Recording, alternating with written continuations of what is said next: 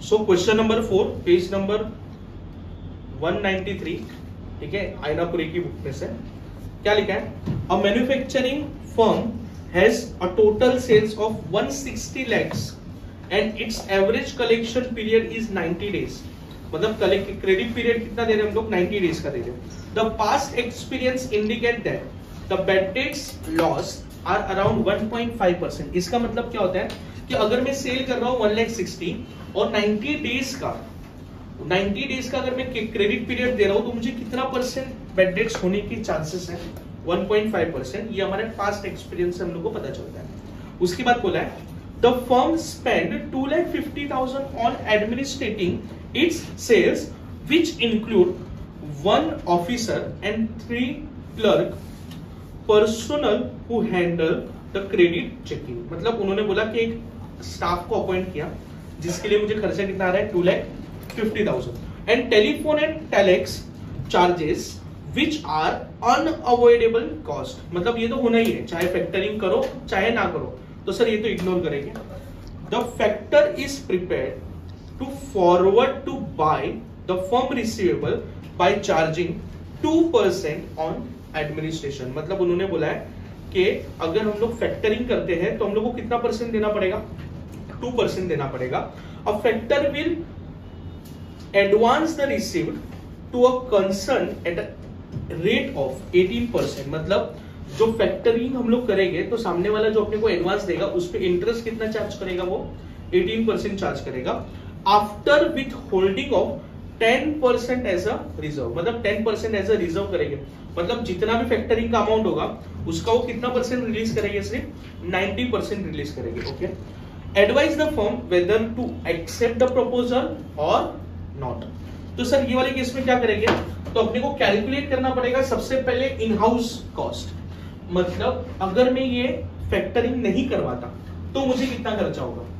तो देखो सबसे पहले आया calculation of in house management cost. क्या होगा सर? मुझे बैड डेट्स हो गई। अगर मैंने क्रेडिट पीरियड कितने दिन का दिया? 90 डेज का दिया। तो बैड डेट्स कैसे कैलकुलेट करोगे? तो 1,60 lakhs का सेल्स है। 160 lakhs मतलब 1,60 lakhs पे बैड डेट्स कितना परसेंट है? 1.5%। तो बैड डेट्स मुझे कितना होगा सर? 1,60 lakhs पे 2,40,000 का बैड डेट्स हो गया। ठीक है, अभी एडमिन कॉस्ट मतलब एक कलेक्शन डिपार्टमेंट हम लोग ने हायर किया, ठीक है, और उनको हम लोग सैलरी कितना दे रहे हैं? टोटल 2,50,000।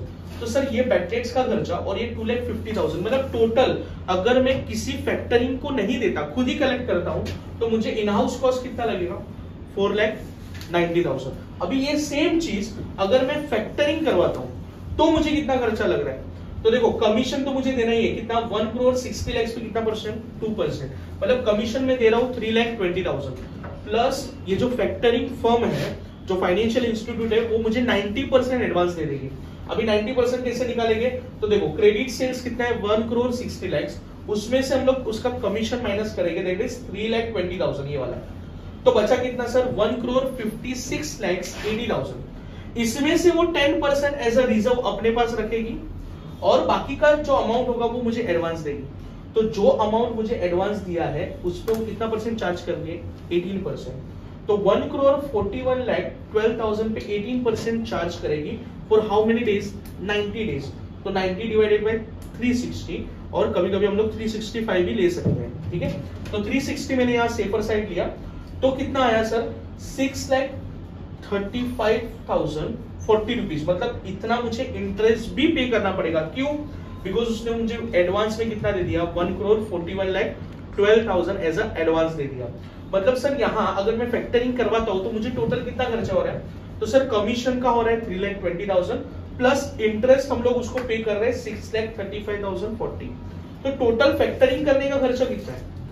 9,55,040 रुपीज। अगर मैं ये खुद कलेक्ट करता हूं तो मुझे खर्चा कितना है? 4,90,000। मतलब सर क्या सजेस्ट करेंगे इस पे कि फैक्टरिंग करना चाहिए या नहीं करना चाहिए?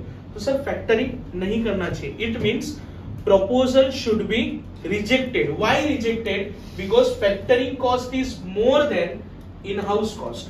Is that clear? तो यहाँ कमेंट में क्या लिखेंगे? The offer should be rejected as factoring cost is more than in-house cost. Is that clear? ठीक है, छात्र